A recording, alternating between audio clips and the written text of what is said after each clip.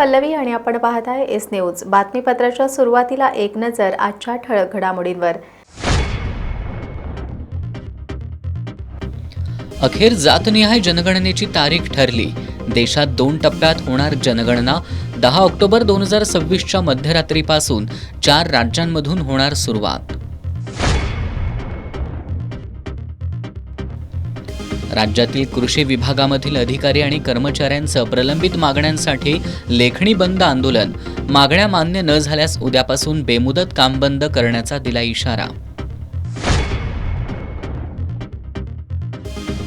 अनुदानाचा वाढीव टप्पा देण्याच्या निर्णयाची अंमलबजावणी करण्याच्या मागणीसाठी विनाअनुदानित शाळा कृती समिती आक्रमक। उद्या पालकमंत्र्यांच्या निवासस्थानी काढणार पायी दिंडी। विशाळगडावरील उरुसावर सरकारनं कायमस्वरूपी बंदी घालण्याची हिंदू एकता आंदोलन संघटनेची मागणी। संघटनेनं केले जिल्हाधिकारी कार्यालयासमोर आंदोलन। आणि दुचाकी चोरणाऱ्या दोघांना एलसीबीनं केली अटक। चोरीच्या 11 दुचाकींसह एकूण 8 लाख रुपये किमतीचा मुद्देमाल केला जप्त। हे आहे GTPL SPN डिजिटल नेटवर्क आणि आपण पाहत आहात चॅनल एस।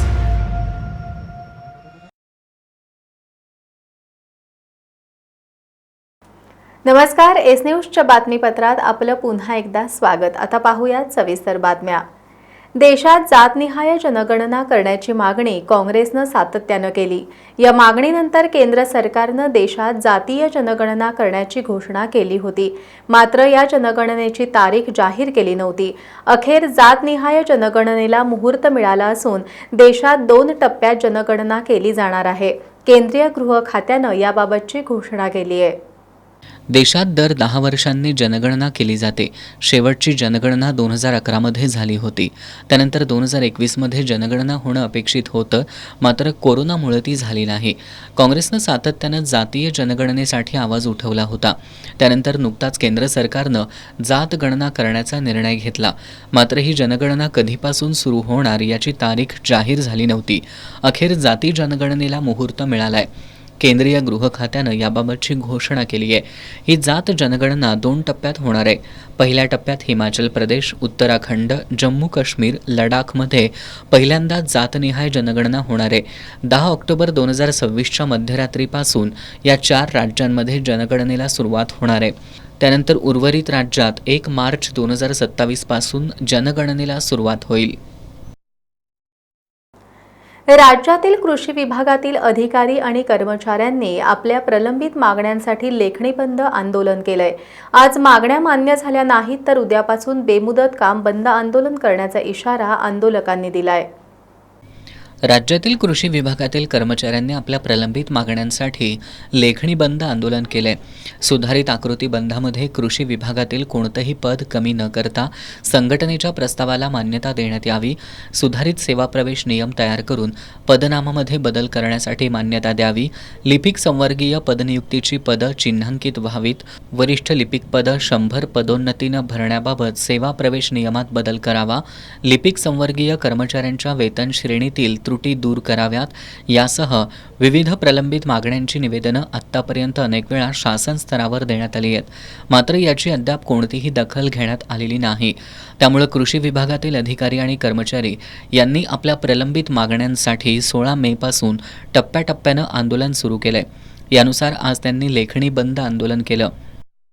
महाराष्ट्र राज्य लिपिक संवर्ग संघटनेच्या वतीनं सध्या राज्यभर आमचं आंदोलन सुरू आहे। आमच्या प्रमुख मागण्या अशा आहेत की जो कृषी विभागाचा लिपिक नवीन आकृतीबंध होतो आहे, त्या आकृतीबंधामध्ये आम्हाला प्रामुख्याने विचारात घेतलं जावं।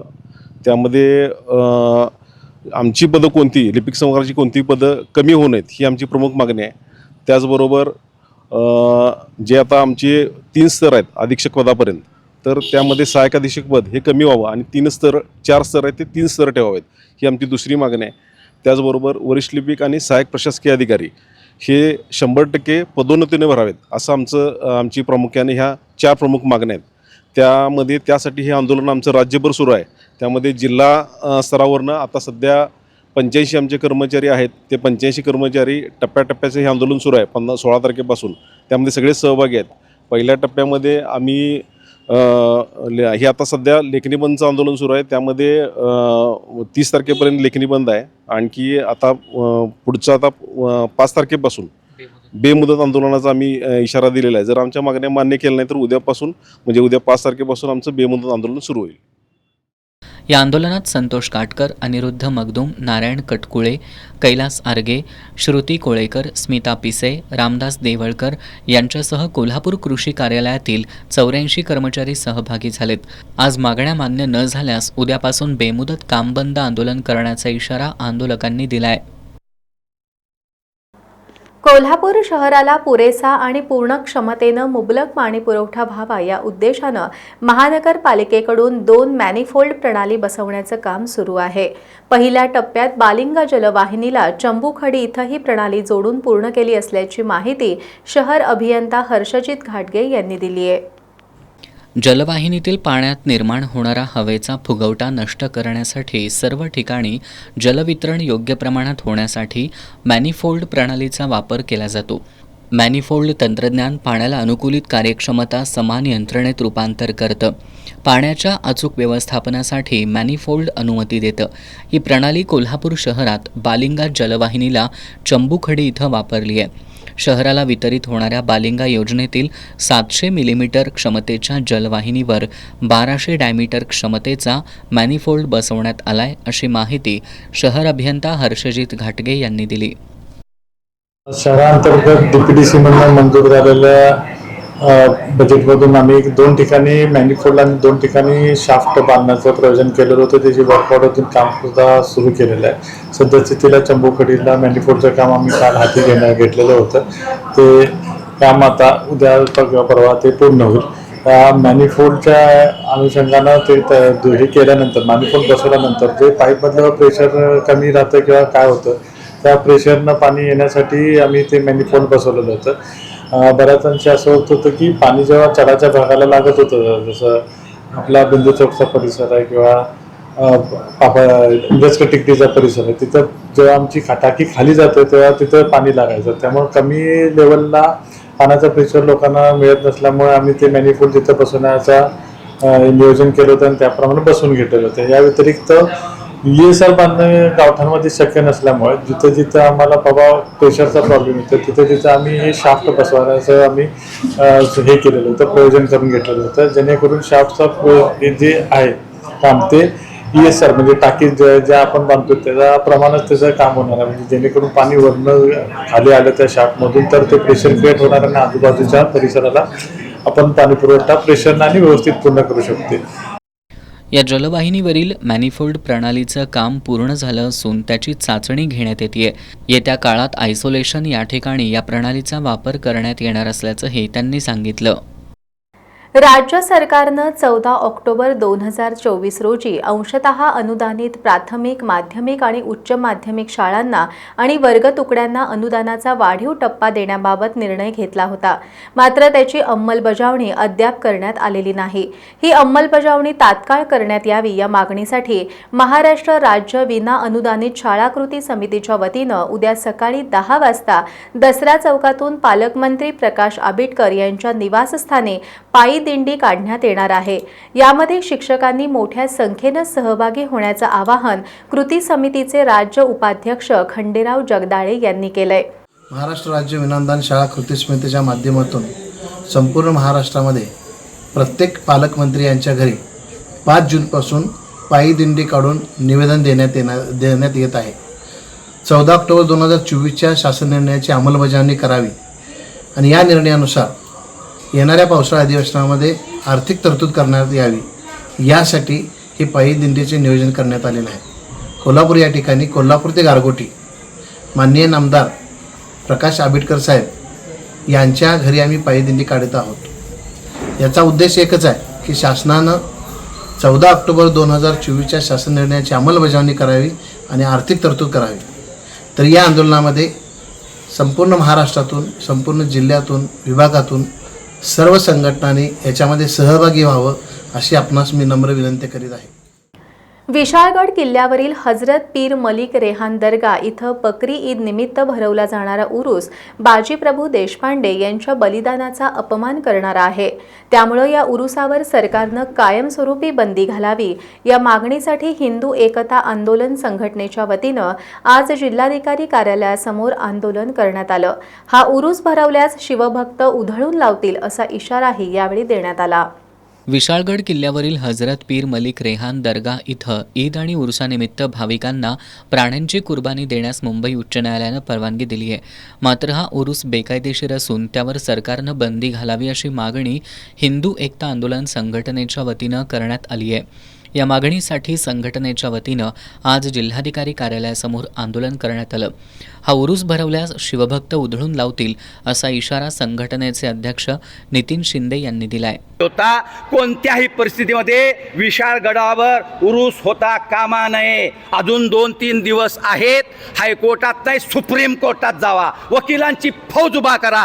कोणत्याही परिस्थितीमध्ये विशाळगडावर उरूस होता कामा नये. उरूस जर भरवायचा प्रयत्न केला तर शिवभक्त, संतप्त शिवभक्त या नरवीर बाजीप्रभू देशपांडेंचा, नरवीर फुलाजी प्रभू देशपांडेंच्या बलिदानाचा अपमान करणारा उरूस उधळून लावल्याशिवाय स्वस्थ बसणार नाही असा इशारा या ठिकाणी देतो. कायदा सुव्यवस्थेचा प्रश्न निर्माण व्हायचा नसेल तर 7 कोल्हापूरच्या जिल्हाधिकाऱ्यांनी विशेष दंडाधिकाऱ्याची पावर वापरून कायदा सुव्यवस्थेचं त्या ठिकाणी हे करून या उरसावर बंदी घालावी. त्याचबरोबर जो बेकायदेशीर दर्गा त्या ठिकाणी उभा केलेला आहे तो दर्गा जशा पद्धतीनं प्रतापगडाच्या पायथ्याशी अफजल खानाच्या नावानं बेकायदेशीर दर्गा उभा केला होता, दर्गाह हजरत सय्यद मोहम्मद अफजल खान, त्याच्या दर्ग्यावर जसा बुलडोजर फिरवला तसा बुलडोजर फिरवून हा सुद्धा दर्गा जमीनदोस्त करावा अशी हिंदू एकता आंदोलनाच्या वतीनं मागणी करतो. संघटनेच्या वतीनं मागणीचं निवेदन जिल्हा प्रशासनाला देण्यात आलंय. आंदोलनात जिल्हाध्यक्ष दीपक देसाई, गणेश नारायणकर, प्रतीक डिसले, संजय जाधव, दत्तात्रय भोकरे, गजानन तोडकर, हिंदूराव शेळके, गजानन माने, अरुण वाघमोडे, विलास मोहिते यांच्यासह संघटनेचे कार्यकर्ते सहभागी झाले होते. 15 दिवसांपूर्वी मान्सूनपूर्व पावसानं कोल्हापूर जिल्ह्यासह शहराला झोडपून काढलं होतं. या पावसामुळे हातातोंडाशी आलेल्या पिकांचं मोठं नुकसान झालंय. भाजीपाल्यांना या पावसाचा मोठा फटका बसला असून भाजीपाल्यांचे दर कडाडलेत. 15 दिवसांपूर्वी झालेल्या मान्सूनपूर्व पावसामुळे शेतातील पिकांचं मोठं नुकसान झालंय. पावसाचा भाजीपाल्यांना फटका बसल्यानं सध्या बाजारात फळभाजी, पालेभाजीची आवक मंदावली आहे. आठवड्याभरापासून भाज्यांच्या दरात वाढ होतीये. वांगी, दोडका, भेंडी, बीन्स, गवार, श्रावण घेवडा या भाज्यांचा प्रति किलो दर 180 ते 200 रुपयांवर पोहोचलाय. 10 रुपये प्रति किलो असणारा टोमॅटो सध्या 60 रुपयांवर आहे. मेथी, पालक, तांदळी, कांदापात 40 रुपये प्रति पेंडी झाली आहे. भाज्यांचे दर वाढल्यानं गृहिणींचं किचन बजेट कोलमडलंय. कोल्हापुरातील आयर्विन ख्रिश्चन हायस्कूल आणि ओढ्यावरील गणपती मंदिरादरम्यानचा शेळके पूल वाहतुकीसाठी धोकादायक बनला असून या पुलाचं स्ट्रक्चरल ऑडिट करावं अशी मागणी हिंदू जनसंघर्ष समितीनं केली आहे.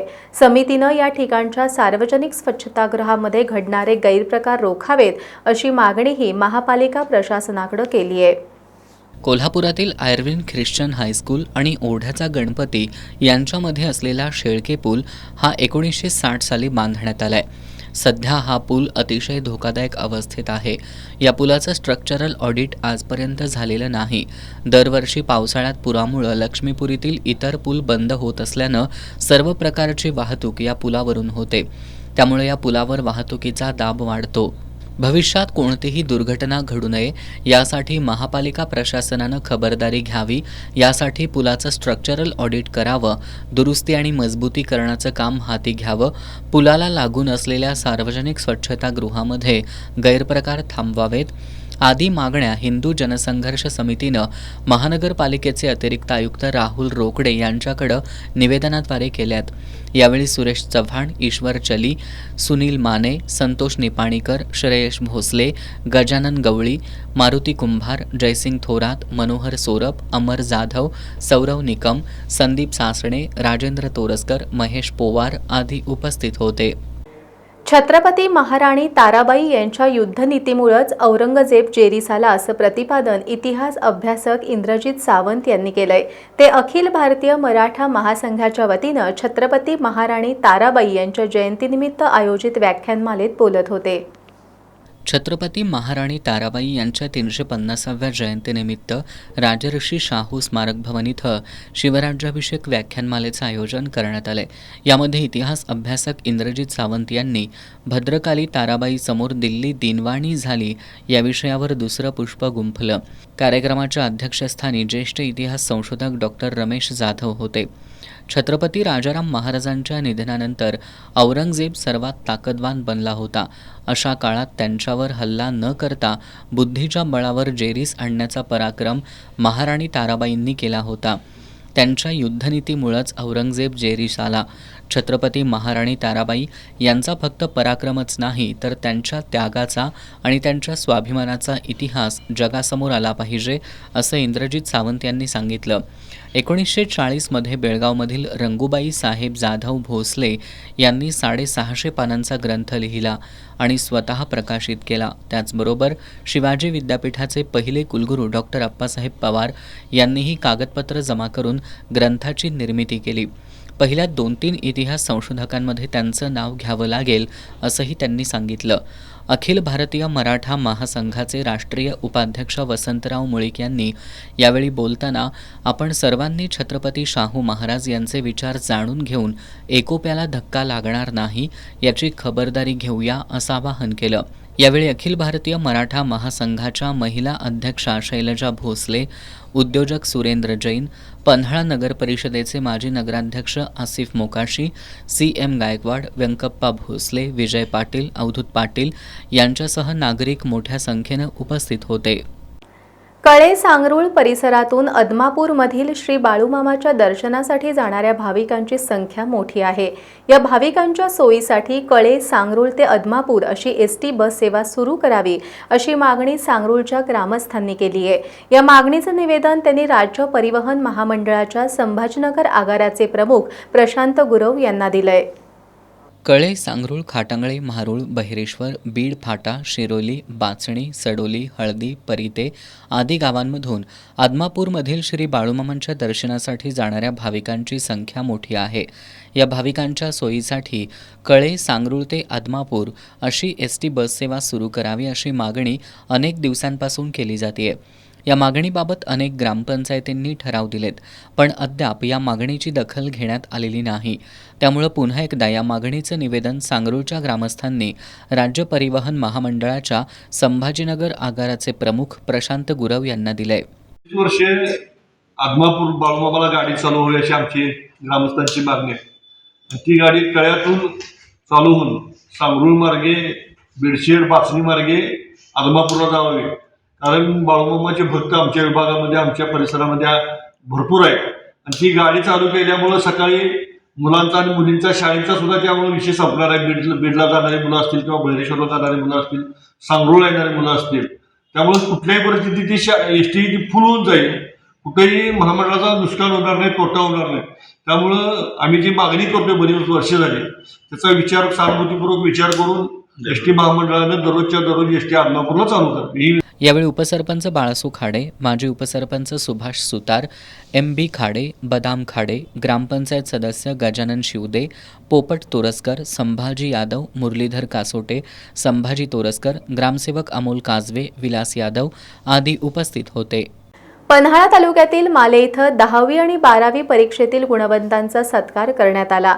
या कार्यक्रमात नगरविकास खात्यामध्ये लिपिक म्हणून कार्यरत असणाऱ्या रोहिणी कुलकर्णी आणि महसूल सहाय्यक दिग्विजय देसाई यांनी विद्यार्थ्यांना मार्गदर्शन केलं.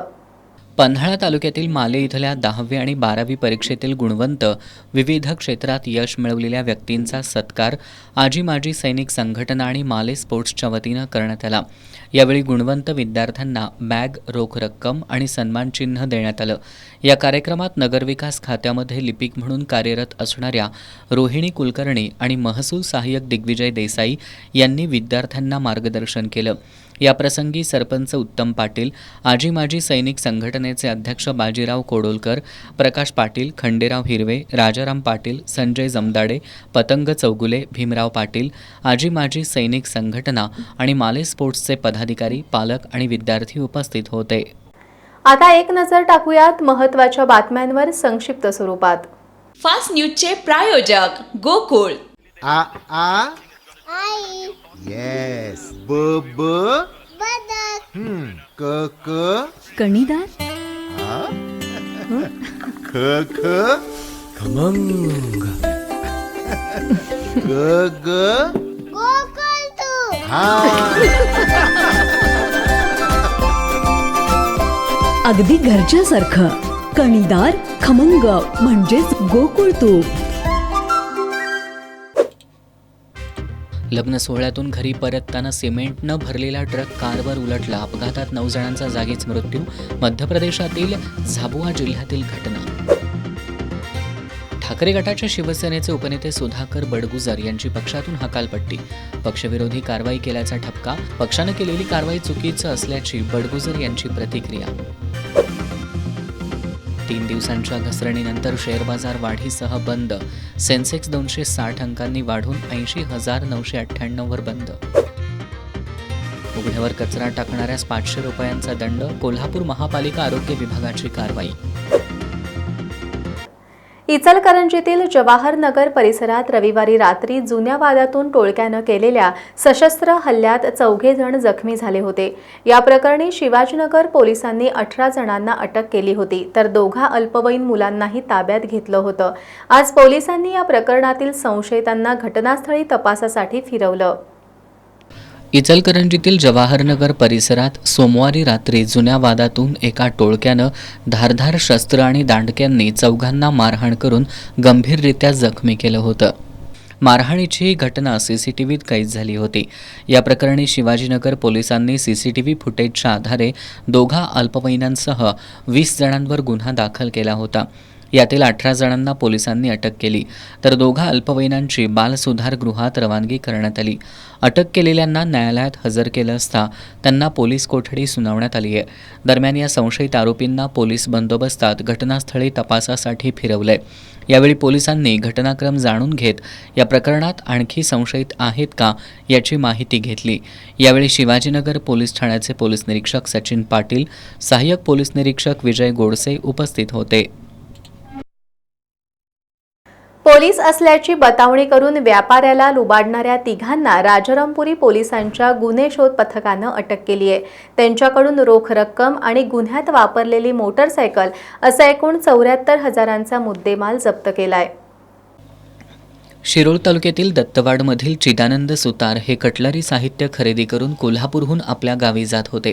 यावेळी कोल्हापुरातील शिवाजी उद्यमनगर परिसरात 3 अनोळखी व्यक्तींनी पोलीस असल्याची बतावणी करून सुतार यांच्याकडील 7,000 रुपये रोख रक्कम घेऊन पोबारा केला. या प्रकरणी सुतार यांनी राजारामपुरी पोलिसात फिर्याद दाखल केली. या प्रकरणी गुन्हे शोध पथकातील पोलीस कॉन्स्टेबल विशाल शिरगावकर यांना संशयित हे बागल चौकातील शिकलगार वस्तीमध्ये राहत असल्याची माहिती मिळाली. या माहितीच्या आधारे अय्याज युसुफ मुल्लानी, शुभम तानाजी गायकवाड, स्मित संतोष पवार या 3घांना पोलिसांनी अटक केली. त्यांच्याकडील रोख 4,000, गुन्ह्यात वापरलेली मोपेड आणि मोबाईल हँडसेट असा एकूण 74,000चा मुद्देमाल जप्त केला. पोलीस निरीक्षक सुशांत चव्हाण यांच्या मार्गदर्शनाखाली पोलीस उपनिरीक्षक दत्तात्रय भोजने, सचिन चंदन, सहाय्यक फौजदार समीर शेख, विशाल शिरगावकर, संदीप सावंत, अमोल पाटील, सत्यजित सावंत, नितीश बागडी, सुशांत तळप यांनी ही कारवाई केली. दुचाकी चोरणाऱ्या 2घांना स्थानिक गुन्हे अन्वेषण शाखेच्या पोलिसांनी अटक केली आहे. त्यांच्याकडून चोरीच्या 11 दुचाकींसह एकूण 8 लाख किमतीचा मुद्देमाल जप्त करण्यात आलाय.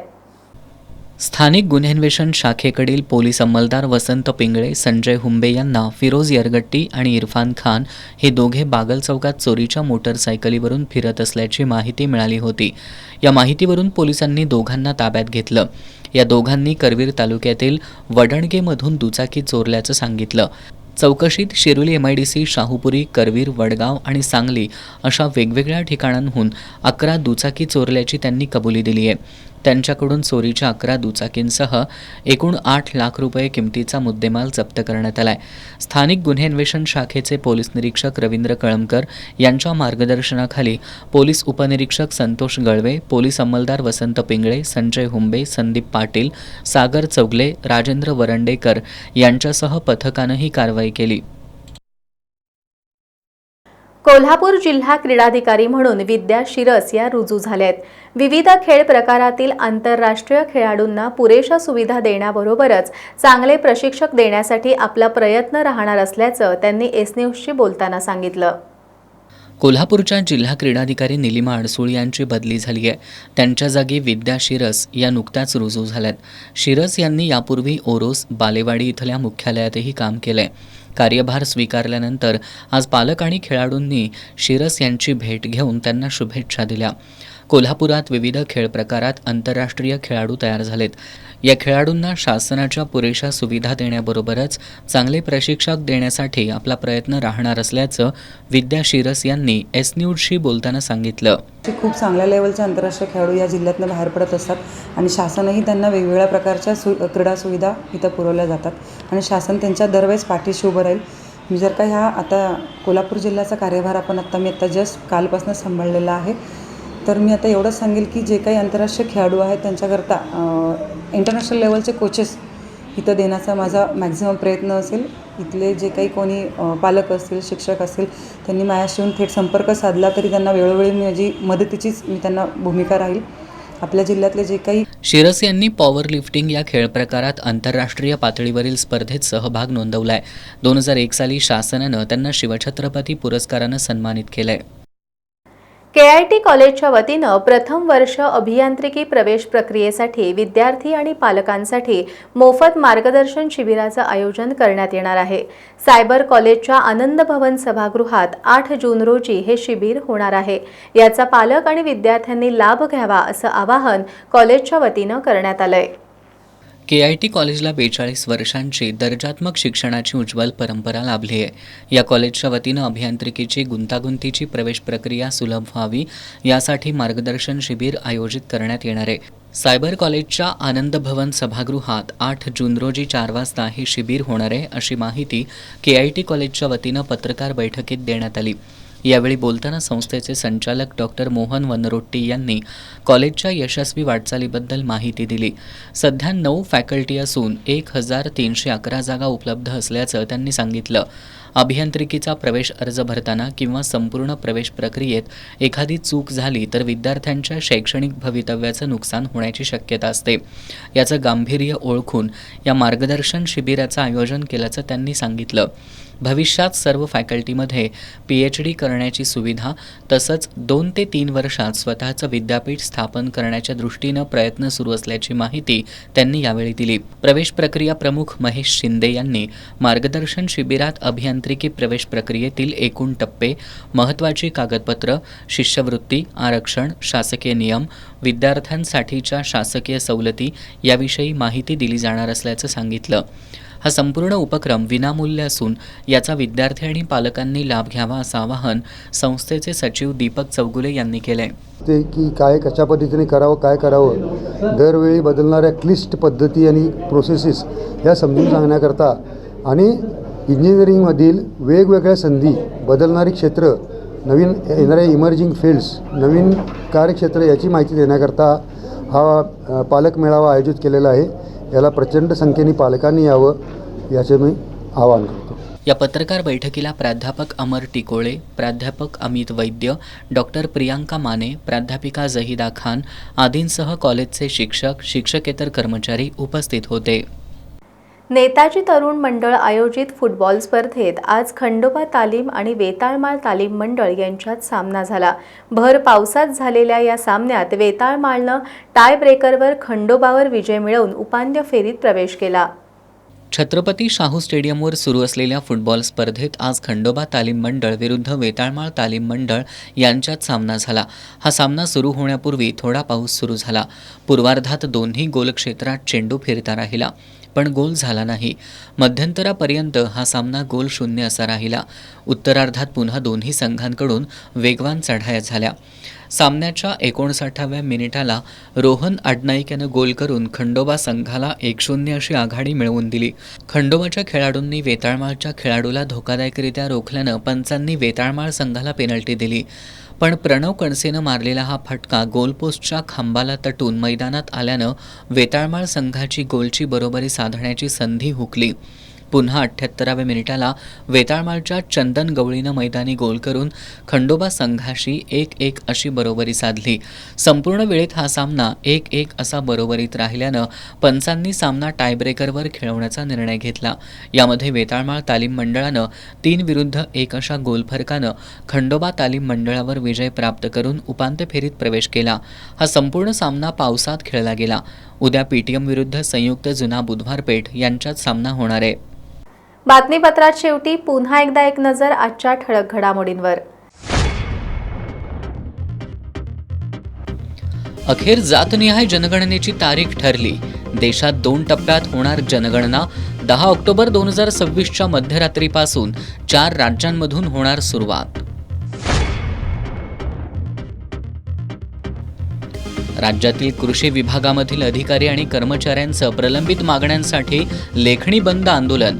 मागण्या मान्य न झाल्यास उद्यापासून बेमुदत काम बंद करण्याचा दिला इशारा. अनुदानाचा वाढीव टप्पा देण्याच्या निर्णयाची अंमलबजावणी करण्याच्या मागणीसाठी विनाअनुदानित शाळा कृती समिती आक्रमक. उद्या पालकमंत्र्यांच्या निवासस्थानी काढणार पायी दिंडी. विशाळगडावरील उरुसावर सरकारनं कायमस्वरूपी बंदी घालण्याची हिंदू एकता आंदोलन संघटनेची मागणी. संघटनेनं केलं जिल्हाधिकारी कार्यालयासमोर आंदोलन. आणि दुचाकी चोरणाऱ्या दोघांना एलसीबीनं केली अटक. चोरीच्या 11 दुचाकींसह एकूण 8 लाख रुपये किमतीचा मुद्देमाल केला जप्त. बातम्यांच्या ताज्या अपडेटसाठी एस न्यूज कोल्हापूर या आमच्या वेबसाईटला जरूर भेट द्या. त्याचबरोबर एस न्यूज कोल्हापूर हे आमचं यूट्यूब चॅनल जरूर सबस्क्राईब करा. याबरोबरच आजचं हे बातमीपत्र संपलं. नमस्कार.